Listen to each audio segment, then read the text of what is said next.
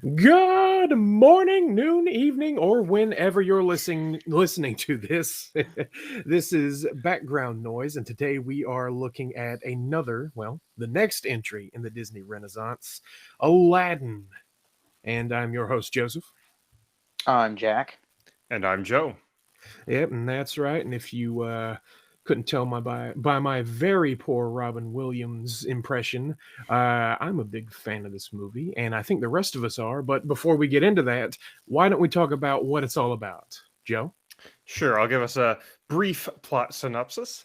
All right, for the three people who haven't seen Aladdin yet, didn't grow up in that culture, we've got Aladdin. He is a street rat on the streets of Agrabah. We also have Princess Jasmine, who is supposed to be married in 3 days because that's the rule in Agrabah, that she has to be married by a certain. I don't think it specifies, but she has to be married by a certain birthday. So she sneaks out of the. Oh, Jack.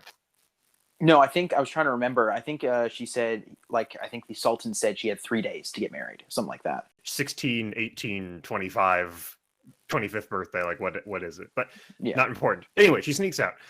She meets up with Aladdin. They get into some shenanigans. And then they get caught by the palace guards because Jafar, who is the royal grand vizier, the second in command to the Sultan, he actually needs Aladdin to sneak into a cave, get him a magic artifact. And so he catches them both in order to get his hands on Aladdin. He sends Aladdin into the cave. Aladdin retrieves this magic item, which happens to be a lamp. He gives it to Jafar, but his monkey sidekick actually steals it back. He rubs the lamp. He rubs the lamp, reveals it to be a genie lamp, wish-granting genie inside. Uses his first wish to turn himself into a prince so that he can marry Princess Jasmine, because she has to be married. Not only does she have to be married in 3 days' time, she has to be married to a prince, of course. And then while he's there, he starts causing problems for Jafar, basically, because he's got the lamp. He's able to outplay Jafar. Jafar wants to marry Jasmine instead because he couldn't get the lamp. So now he's like, okay, this is my backup plan to get power. So he has Aladdin killed. Aladdin uses his second wish to save himself from drowning, reveals Jafar to be this betrayer, and then he actually smashes Jafar's scepter, destroying his power. And then the Sultan says, wow, we need someone with your upstanding moral character. You're going to marry my daughter, and then you're going to be Sultan next. Aladdin goes into panic mode because he's got no qualifications to be Sultan. He's like, I got to keep this third wish because the genie's the only thing that gives me anything cool. Because he doesn't free the genie, Jafar steals the lamp. He becomes Sultan. He becomes this all-powerful sorcerer. Aladdin's scrambling to figure out how to defeat him, and he tricks Jafar into wishing to be a genie to get more power, but then the genie is now bound to the lamp, and so that's how they're able to trap him inside of his lamp. Aladdin wishes for the genie to be freed. Aladdin and Jasmine are set to get married. Roll credits. And they all lived happily after. Yep, they all lived happily until the sequels. Well, I would say that was a good summary. And, I gotta say, was it the genie? I don't know about you guys, but Robin Williams' genie, star of the show. Mm-hmm. Funnily enough, you could title a movie "The Genie" and it'd be like, okay, that makes sense. Yep, I would certainly agree. Yep, easily best character, just so charismatic, so likable, so much heart to his character. So, has a bit of an arc, and you really feel for him. You really feel for all the characters because they're all desiring some sort of freedom during the movie, each sort of a different type. Because you have Aladdin, he's poor and wants to be rich. Jasmine is rich, but is, super, I don't know if sheltered's the right word, but her father, who's the Sultan, is super strict and won't let her go anywhere. So despite her riches, she can't do anything outside of the... She even says, I don't want to stay here and have my life lived for me. Right.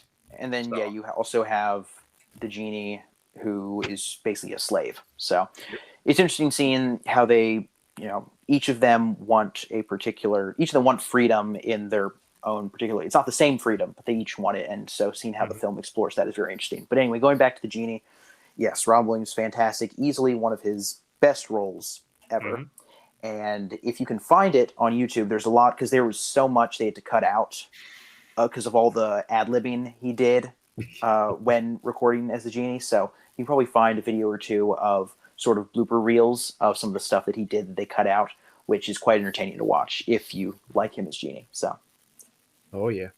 What is it? What is it? A lot of because of a lot of his stuff was ad libbed and whatnot.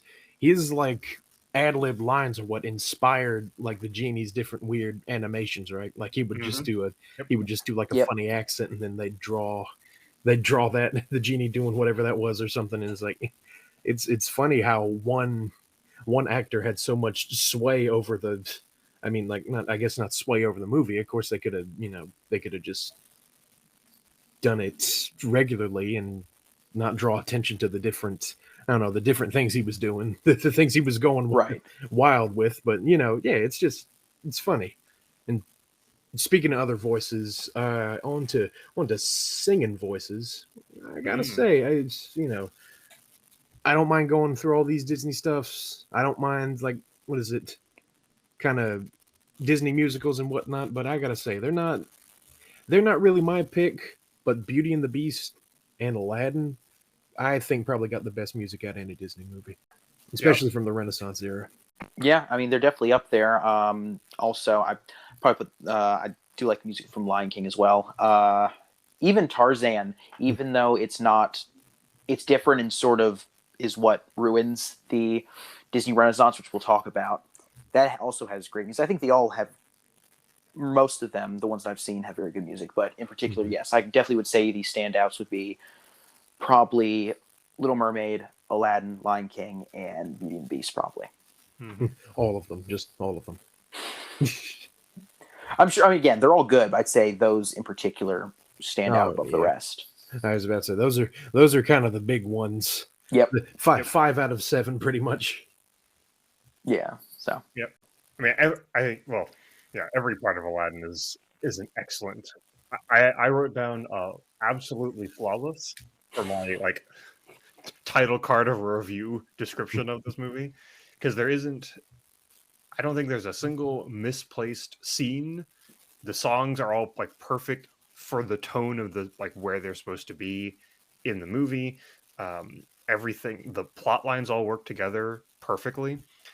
Because like you said, not only is Jasmine and Genie and Aladdin are all working for freedom.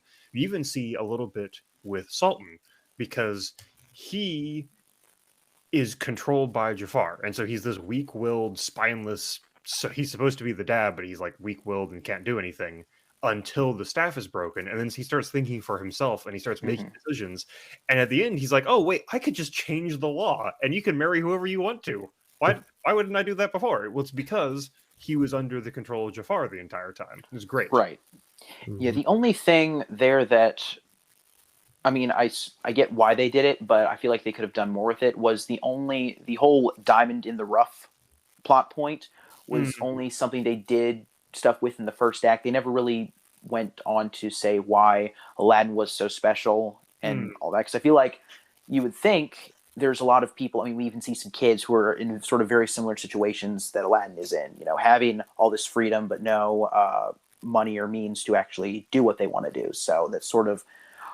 I feel like they could have elaborated on that a little bit more. It's sort of a minor thing, but I actually think they do. They don't explicitly say diamond in the rough, but they do, because well, first who is half. it? The cave does. Cave of No, Wonders no, no. I'm specifically. sorry. I'm Oh sorry. yeah. In the second half, they don't say it. They don't Oh, explicitly say it. gotcha. Yeah. In the first half, he never explicitly lies. He's always being tricky. He's always like kind of twisting things. He doesn't wish to get out of the cave. He tricks the genie into getting him out of the cave, but he never lies or anything. And in the second half, now that he's got power, now that he's got something, he starts lying to keep it. Right, and then that's hmm where he runs into problems. All of the problems in the second half are caused by him lying, and are only because he's a liar. Like every single problem that he experiences in the second half is because he's a liar, trying to keep what he feels he doesn't deserve. And then at the end, when he's revealed, he says, I am going to go back and make these things right. And that's the diamond in the rough bit, right? He's like, he had to scrape off all of the lies and said the core of the person was the guy who goes in and does what's right, even though he just really screwed up. At least that's my take on that. Yeah, They don't explicitly got a good call him singing that. voice. And he's got a good singing voice. sure. That works too. Among all of these thieves who can't sing, you have the one that can, or what more practically, among all of these thieves in Arabia, you have this one honest thief, I guess. But Yeah, that makes sense. Another thing I kind of noticed, and well, I want to bring up the fact that this is I like the color palette of this film the most, just like the Arabian sunsets and the entire sequence of A Whole New World is just animated beautifully, and Yes. it's Yeah. just very easy to gush about all the care put into the visuals for this. But then it brings me to another thing, a mystery, if you will. I want your guys' opinions on this. Why? Tell me why there's so many animal sidekicks. Because they're they're fun. awesome. Yeah. Okay, yeah, that makes sense. That is all. I forgot how much I liked Iago. I remember him being funny, but after watching this again, it's like, dang, Iago's awesome. He just works so well with Jafar. And Hard. I lose it every time Jafar says Prince Abubu. I think it's time we said goodbye to Prince Abubu. Because he doesn't even bother to get it right. It's like, no, I know. I'm Jafar. I know what I'm saying. Do I'm I so care? right. I am the most important person here. Everyone else is unimportant. Whatever I say goes. That's pretty much his whole mindset, right? Exactly. So I think that was the biggest, and I know we're talking about the Renaissance film and not the live action thing, but I got to bring it up. That was one of the biggest disappoints, because Jafar's in the top 3 for me in terms of villains. I don't know. It's just he doesn't get a. You wouldn't think it. He doesn't get a song. He doesn't get I guess kind of the big villain. And I'm using air quotes on the podcast again. The big villain staples or whatever. But yeah, I guess it's got to do something with the vocal performance, and I'm a voice act nerd or whatever. But yeah, Team Jafar. It's got to do with Iago too, because Gilbert Godfrey, very nice. Yeah, well, yes. It is funny. He's like one of the only villains to not get a song. So the only sort of song he gets is him just twisting Prince Ali to be sort of his own song. So even as a villain, he can't even come up with his own song. He steals another one, which is a very villain thing to do. although it actually fits his character very well, right? Because his character he's scheming in the background. Sure. And then he takes power. He doesn't need to announce it. He's just like, yeah, all of you guys suck, and I'm better than all of you. Get wrecked, kiddo. And then sends him off to the ends of the earth. It's true. That's all he needs. So yeah, he's not as dramatic. He's the background villain. His whole thing is he's conniving in the background. All he needs to do is say, yeah, we figured out that you're a liar. I'm in charge now. Goodbye. Literally the snake in the grass. Literally. The dunes. Yes. See how snake-like I can be. The tongue thing, and then he turns into a snake. It was awesome. So evil. All right, I guess we got to do our favorite songs. Because I like all of them, but if you got to choose a favorite from the movie, I probably need to go Whole New World, just because of how iconic it is, and it's one of the greatest romantic duets ever. And what's different about it, which I think is cool, is with it being a romantic duet, it's cool because it's not a typical romantic duet, whereas in the song, it's not them singing about how much they love each other, or even what love is. It's basically them singing about what they can offer each other. It's interesting because, like, Aladdin, because originally as Prince Ali, before he sings the song, he's trying to be the prince, be what he thinks she wants, be this, rich, prideful guy. But then when he just is like, I can show you the world, I can give you this freedom that you want and that you feel you need, that's when it gets, that's what makes her fall in love with him. And so just very pretty song, and it's very pretty to watch the whole sequence as well. So Good choice. Good choice. Good choice. Yeah, I will have to say. I mean, like I said, like you said. Sorry, every single one of them is awesome. yeah, So I will pick. Is it One Jump? I think is the name of the opening song. Is it one? I'm so curious now. Let me double check. I think I think it's One Jump, but whatever the opening song is, One Jump ahead of the breadline, one swing ahead of the sword, I steal. Yeah, that one. I'll Mhm. just sing the whole One song. Jump Ahead. Is One Jump Ahead? Okay, yeah.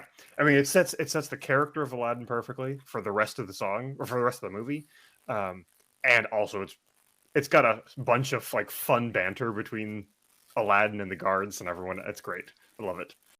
Another good choice. I gotta go with, what is it? Friend Like Me. Of course. It's just this big this big jazzy number that doesn't completely fit at all with the time period. And that's the whole point. It's just great. And I always like, what is it? It's it's not character song, because they're all character songs, but it's, Mhm. what is it, sung in a character voice, where it's like, you're not, so you're not going for the best singing, you're going for embodying the character the most. And yeah, Mhm. Robin Williams pulls that off, of course. It's very good. And again, going back with my love of the visuals of this thing. Yeah. Just yeah. Yeah. And I guess, did any of the main characters learn anything? I don't think Yes. Jasmine learned anything because she pretty much got what she I wanted. was about to say she just kind of had to wait a second. Yeah. I feel like, I mean, Joe, I think you're probably going to say it, but I feel like Aladdin definitely grew, and you can elaborate on that. I mean, the whole point is him learning. Yeah, he has these tricks. He's clever, but he has to learn to not lie. He has to learn to be honest with himself, be honest with everyone else around him, and honesty is the best policy. Honesty is the best policy is the core of the lesson that Aladdin Yes. learns. Mhm. I mean, in the words of everyone's favorite Hogwarts professor, you must not tell lies. So Haha. I get it. I enjoyed the Harry Potters as well. I totally understood that. the Harry Potters. Guys, tell me who it is after the show. But anyway, yeah, I think that's gonna be all for this week's background bite. If you enjoyed this little tidbit, why don't you head over to the other background bites episodes? Gotta shield just a little bit. Or if you really like this, why don't you just go on and subject yourself to our regular podcast background noise for an hour of just this wonderful content. And keep an eye out for next week, where we'll be talking about what are we talking about? The Lion King. Oh, that's right. Oh, The best movie ever. oh man. Oh, that rattled the windows, Joe. Which, I mean, I am inclined to agree with you. But until then, this has been Background Bites.